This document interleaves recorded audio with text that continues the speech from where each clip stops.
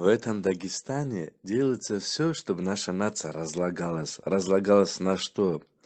На районный сельский национализм, где каждый район и село считали себя отдельными нациями. Я андиец, я дедовец, я чарадинец, я цумадинец, я ахвахец, там, я там еще там гемеринец. Это есть районный сельский национализм, где они из своих селений и районов делают себе отдельные нации. Вот. Это и есть районные сельские нацики.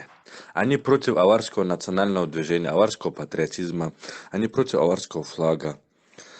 Они за дагестанизм, им нужен единый Дагестан. У них на первом месте свое село, свой район и Дагестан, другие нации. Но не авары. Авары, наша нация, аварский народ, для них ассоциируется с нацизмом. Вот. Вот такие дела, Ватсал. У них также есть фанатизм к арабам, туркам, вот это манкуртизм, нации нет, мы мусульмане. Вот. У них обычно вот так бывает. То есть свое село, свой район на первом месте, другие нации Дагестана, фанатизм к арабам, туркам, вот. Манкуртизм, вот это нации нет, мы мусульмане, там туда-сюда. Вот.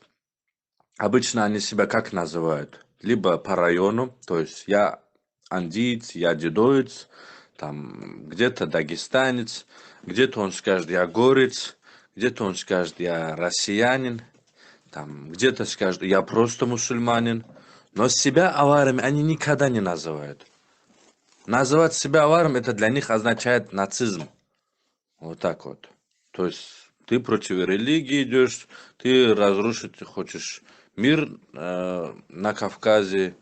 Вот.